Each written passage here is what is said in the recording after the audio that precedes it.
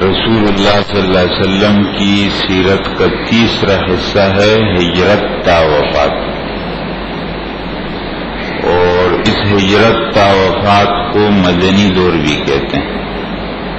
اس کی مدت ہے 10 سال، اور 10 سالوں میں رسول اللہ صلی اللہ علیہ وسلم نے اسلامی ریاست کی بنیاد رکھی، اسلامی ریاست، اسلامی ملک۔ پھر یہ مدنی دور 3 مرحلوں میں تقسیم ہے۔ پہلا مرحلہ خطرات اور ان کا مقابلہ، دوسرا مرحلہ فتح کی ابتدا اور اس کے آثار، تیسرا فتح کی تکمیل اور آثار۔ پہلا مرحلہ ختم ہو گیا ہے اور آج یہ دوسرا مرحلہ ہم شروع کریں گے۔ فتح کی ابتدا اور آثار 1 سال 11 ماہ تک یہ مرحلہ چلا۔ آپ نے سنا کہ رسول اللہ صلی اللہ علیہ وسلم نے جب صلح حدیبیہ کیا تو عرب جزیرے کے اندر قریش کی بہت بڑی حیثیت تھی، اور قریش کسی بات کی حمایت کرتے تو پورا عرب حمایت کرتے، اور قریش مخالفت کرتے تو عرب مخالف ہوتے۔ کعبۃ اللہ کے محافظ اور پاسبان تھے، لوگ اس نظر سے بھی ان کی بات کو زیادہ رائے اعتبار کرتے تھے۔ صلح حدیبیہ میں جب ان کی مخالفت ختم ہو گئی اور ان کی مسلمانوں کے ساتھ صلح ہو گئی تو پورے عرب کے اندر تقریباً لوگ ٹھنڈے ہو گئے۔ اس لیے یہاں خطرات کچھ کم ہو گئے، یا خطرات نے دم توڑ دیے۔ ہر مشکل کے بعد آسانی ہے، یہاں ایک مشکل دور ختم ہو گیا، اور اب رسول اللہ صلی اللہ علیہ وسلم اور مسلمان مکمل آسان نہیں لیکن کچھ نہ کچھ ایک آسان دور میں داخل ہو۔ تو یہ دوسرا مرحلہ ہے۔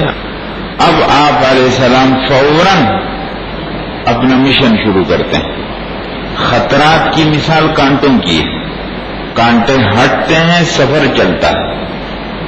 اب آپ علیہ السلام دنیا کے بادشاہوں کے نام خط لکھ رہے ہیں، اور دعوت کا ایک نیا انداز آپ اختیار کر رہے ہیں۔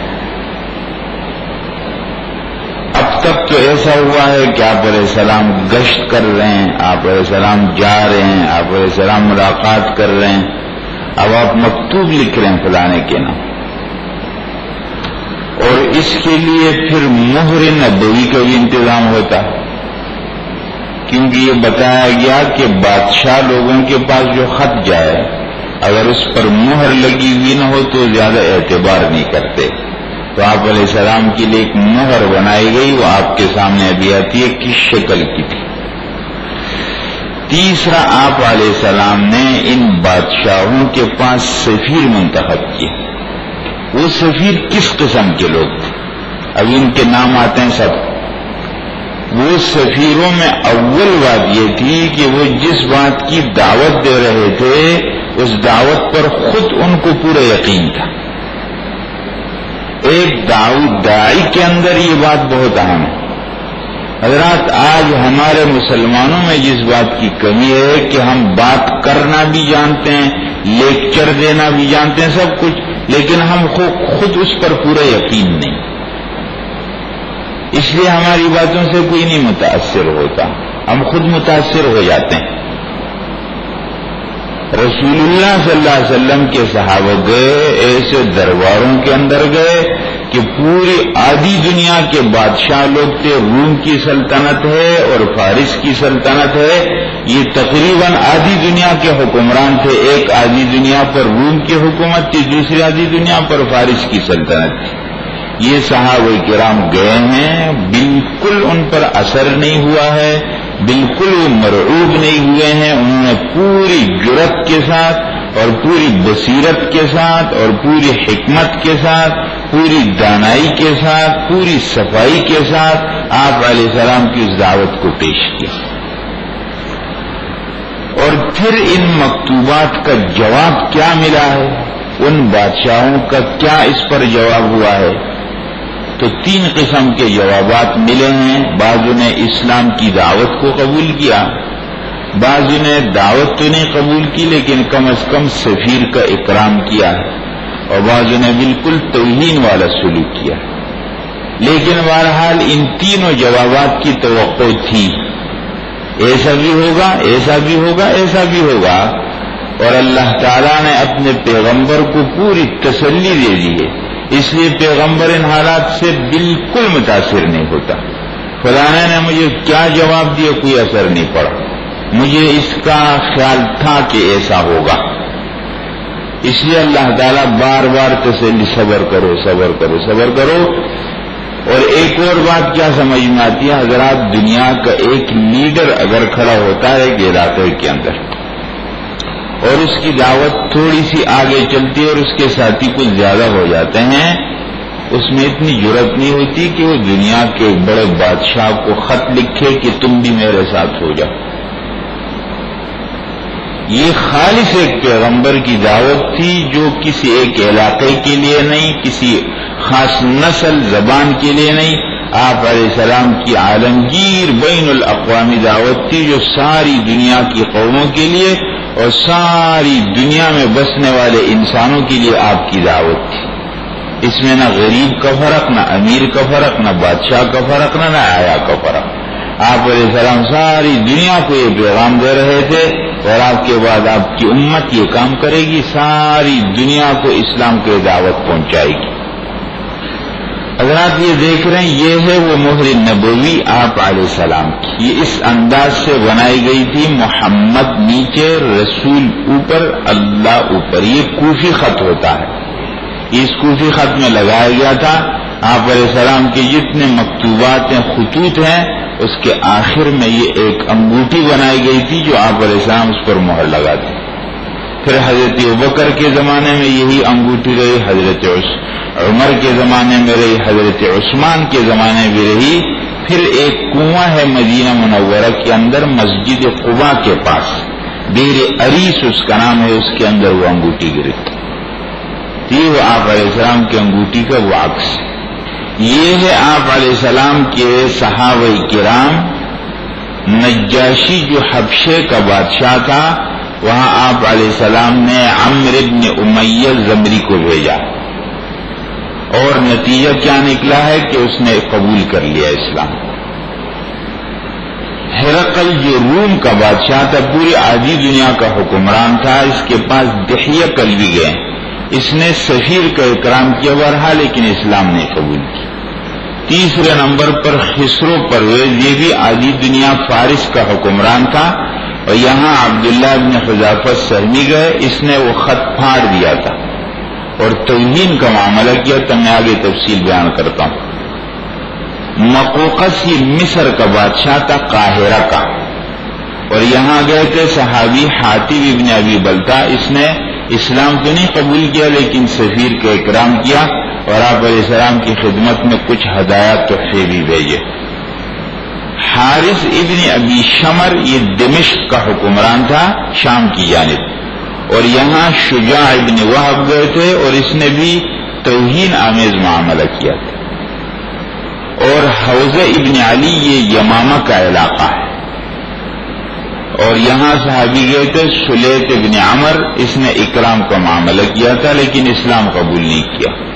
منذر ابن عمر یہ بحرین کا حکمران تھا، علا ابن حضرمی صحابی گئے تھے، اور اس نے اسلام کی دعوت کو قبول کر لیا تھا۔ حضرات یہ دیکھ رہے ہیں، یہ جزیرۃ العرب ہے پورا، اس جزیرۃ العرب کے پڑوس میں مختلف ملک آباد ہیں، یہاں فارسی سلطنت ہے پورے اس دنیا پر، اور یہاں رومی سلطنت ہے، یہاں حبشے کی بادشاہ۔ یہ 3 بڑی حکومتیں اصل میں ہے فارسی اور رومی، اس پورے ایریا پر رومی سلطنت، جزیرۃ العرب کے مشرق اور جنوب کے اندر، اور جزیرۃ العرب کے شمال اور مغرب کے اندر رومی سلطنت۔ ان کے ماتحت پھر حکومتیں، مثلا یمن کا علاقہ یہ فارسی سلطنت کے ماتحت، اور شام دمشق غسانی سلطنت یہ روم کے ماتحت تھی۔ حبشے کی حکومت یہ بھی روم کے ماتحت تھی. اب آپ علیہ السلام کے سفیر جاتے ہیں. حضرات دیکھ رہے ہیں حبشہ کے اندر آپ علیہ السلام کے سفیر آئے ہیں, عمرو بن امیہ زمری. آپ علیہ السلام کا خط دیا ہے. آپ علیہ السلام خط کے اندر بسم اللہ الرحمن لکھتے تھے, بسم اللہ الرحمن الرحیم, پھر من محمد رسول اللہ الی فلان, محمد رسول اللہ کی طرف سے اور فلانا بادشاہ کا نام ہوتا تھا. پھر اس میں لکھتے تھے السلام علی من اتبع الہدی, سلامتی اس پر جو ہدایت کی پیروی کرے. غیر مسلم کو سلام اس انداز میں کیا جائے گا, السلام علیکم نہیں کہا جائے گا, السلام علی من اتبع الہدی. اور پھر اس میں آپ علیہ السلام اسلام کی دعوت دیتے تھے. اما بعد فانی ادعوک بدعایۃ الاسلام, میں آپ کو اسلام کی دعوت دیتا ہوں, آپ اسلام لے آؤ تو آپ بچ جاؤ گے. جب آپ علیہ السلام کے صحابی پہنچے ہیں خط لے کر کے نجاشی کے دربار میں, اس نے اس خط کو لیا ہے, پڑھا ہے, چوما ہے, اور اس نے وہاں حضرت جعفر موجود تھے, آپ علیہ السلام کے چچزاد بھائی ہیں, حضرت علی کے بڑے بھائی ہیں, ان کے ہاتھ پر اس نے اسلام قبول کیا ہے, اور آپ علیہ السلام کے نام میں خط بھی لکھا ہے کہ میں آپ کی دعوت کو قبول کر رہا ہوں. آپ علیہ السلام نے یہ بھی لکھا تھا کہ میرے جو صحابہ آپ کے پاس موجود ہیں جو مکہ سے ہجرت کر کے گئے تھے, آپ ان کو مدینہ بھیج دیں. تو اس نے کشتیوں کا انتظام کیا ہے اور ان صحابہ کو بھیج دیا ہے مدینہ منورہ, اور آپ علیہ السلام خیبر کی مہم پر تھے جب وہ سب مدینہ کے اندر پہنچ گئے تھے. بہرحال یہ نجاشی مسلمان ہوگی. یہ دیکھ رہے حضرات, صحابی جاتے ہیں رومی سلطنت کے پاس, یہ دحیہ کلبی, اور یہ یہاں پر گئے ہیں, اور جب ان دنوں میں یہ پہنچے ہیں تو اتفاق سے قریش کا سربراہ ابو سفیان اپنے تجارتی قافلے کے ساتھ اس ملک میں موجود تھے. تو اس رومی بادشاہ نے ابو سفیان کو اپنے دربار میں بلایا اپنے پورے قافلے کے ساتھ, اور قافلے کے لوگوں کو پیچھے کھڑا کیا, اور پھر کہا کہ میں تم سے کچھ سوالات کروں گا, تم ٹھیک ٹھیک اس کا جواب دینا, اور لوگوں کو بتایا کہ اگر یہ کچھ جواب میں گڑبڑ کرے تو تم اشارے سے بتا دینا کہ یہ جواب غلط دیا. پھر اس نے سوالات کیے, بتاؤ یہ جو آدمی تم میں پیدا ہوا ہے جو کہتا ہے میں اللہ کا پیغمبر ہوں, یہ حسب نسب کے اعتبار سے کیسا آدمی ہے؟ کہا بہت اونچے حسب کا آدمی ہے, قریش ہاشم کا آدمی. کہا تو اس کے خاندان میں پہلے اس قسم کی باتیں کسی نے کی ہیں کہ میں پیغمبر ہوں اور یہ پرانی بات چل رہی ہو؟ کہانی ایسی بات کسی نے بھی نہیں کی ہے.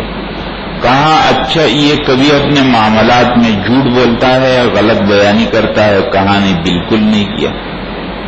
کہا اچھا اس کی بات کو قبول کرنے والے کس قسم کے لوگ ہیں؟ ملے جلے لوگ ہیں, ہر شعبے کے لوگ ہیں.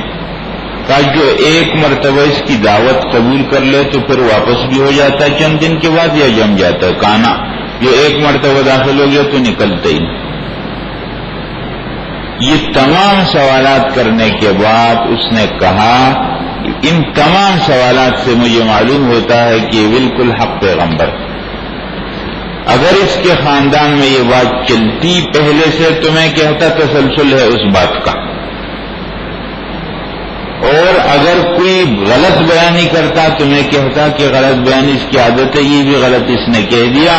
لیکن جو مخلوق کے ساتھ جھوٹ نہیں بولتا تو اللہ پر کیسے جھوٹ بولے؟ اور جو ایک مرتبہ داخل ہو گیا واپس نہیں ہوئی, یہ دلیل ایمان کی حلاوت جس کے دل میں چلی گئی تو پھر وہ کیسے نکل سکتی؟ اس نے ارادہ بھی کیا کہ میں اس دعوت کو قبول کر لیتا ہوں, لیکن اس وہاں جو مجلس کے اندر ایک ہنگامہ مچ گیا, سارے لوگ کھڑے ہو گئے, نکلنے لگے. اس نے کہا بس ٹھہر جاؤ, میں تمہارا امتحان لے رہا تھا. فوراً اس نے اپنی رائے بدل لی, اور مجھے اطمینان ہو گیا کہ آپ لوگ اپنے دین میں پکے ہیں, بس مجھے یہی معلوم کرنا تھا. بہرحال اس نے قبول نہیں کیا, لیکن اس صحابی کا سفیر کا اس نے اکرام کیا. یہ حضرات دیکھ رہے ہیں فارسی سلطنت ہے, اور ساسانی سلطنت بھی اس کو کہتے ہیں, ایرانی سلطنت بھی کہتے ہیں.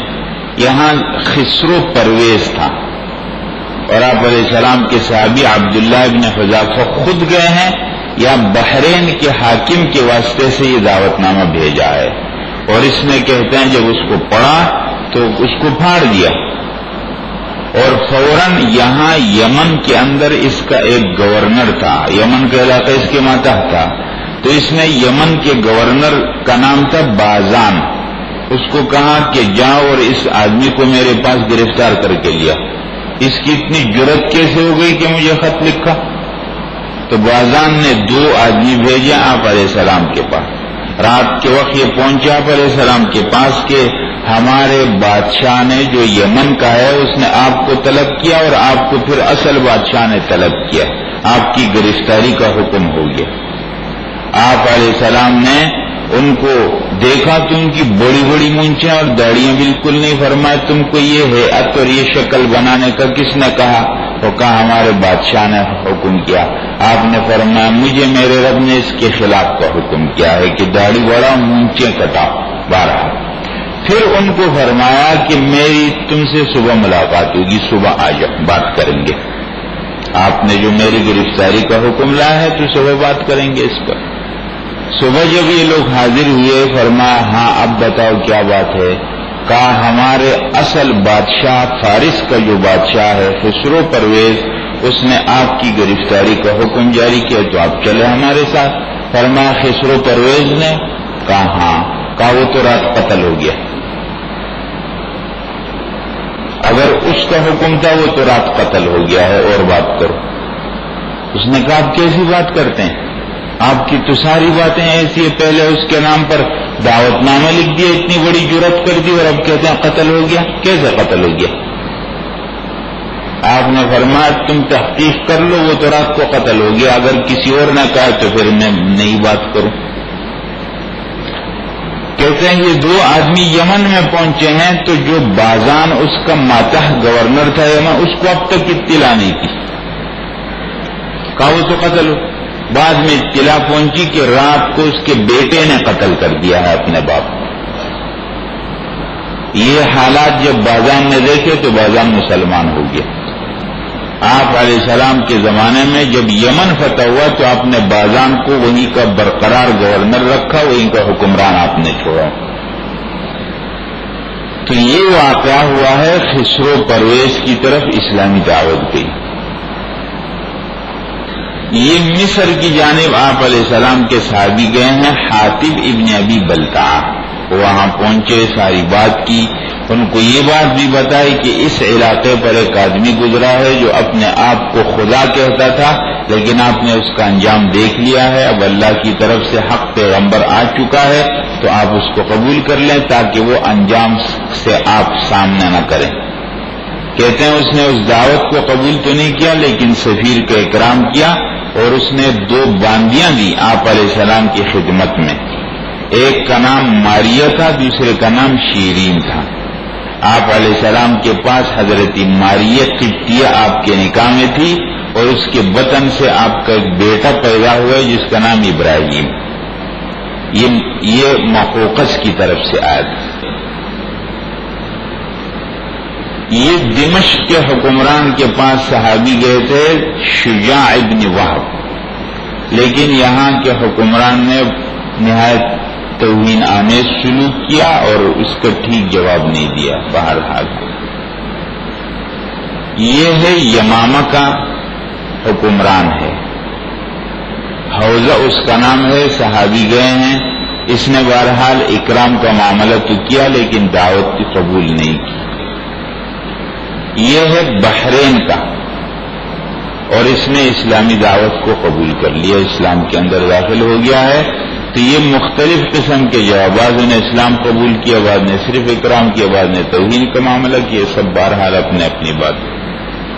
یہ وہی اس کا خلاصہ ہے حضرات۔ نجاشی بادشاہ حبشے کا ہے، یہاں صحابی گئے ہیں عمرو بن امیہ، نتیجہ قبول اسلام نکلا۔ ہرقل قیصر کے پاس روم کا بادشاہ ہے، دحیہ کلوی گئے ہیں، اس نے اکرام کا معاملہ کیا لیکن اسلامی دعوت کو قبول نہیں کیا ہے۔ یہ ہے خسرو پرویز فارس کا بادشاہ ہے، عبداللہ ابن حذافہ سہمی گئے ہیں، اس نے توہین آمیز معاملہ کیا۔ مقوقس مصر کا بادشاہ ہے، حاتب ابن ابی بلتع گئے ہیں، اس نے اکرام کا معاملہ کیا لیکن دعوت قبول نہیں کی۔ حارث ابن ابی شمر دمشق کا بادشاہ ہے، شجاع ابن وہب صحابی گئے ہیں، اس نے توہین آمیز معاملہ اور سلوک کیا ہے۔ حوزہ ابن علی یمامہ کا حکمران ہے، سلیط ابن عمر صحابی گئے ہیں، اس نے سفیر کا اکرام کیا لیکن دعوت قبول نہیں کی۔ منذر ابن عمر بحرین کا ہے اور یہاں علا ابن حضرمی گئے ہیں اور اس آدمی نے اسلامی دعوت کو قبول کر لیا۔ اس سارے بحث سے خلاصہ کیا نکلا ہے کہ ساری دنیا کو اسلامی پیغام پہنچ گیا، چاہے کسی نے اس دعوت کو قبول کیا یا نہیں کیا، لیکن بہرحال بات داخل ہو گئی اور اس پر بات چیت بھی شروع ہو گئی۔ آپ علیہ السلام پوری دنیا کے پیغمبر اور آپ کا کام یہ ساری دنیا تک آپ نے اطلاعات تقریباً پہنچا دی۔ حضرات یہ وہ تمام مکتوبات نبوی ہیں جن کے عکس آج بھی موجود ہیں۔ یہ آپ علیہ السلام کے سب خط ہیں مختلف بادشاہوں کے نام پر، یہ جتنے ابھی آپ کے سامنے آئے ہیں یہ ان کے نام پر ہے۔ نجاشی، پھر ہرقل ہے، یہ ہے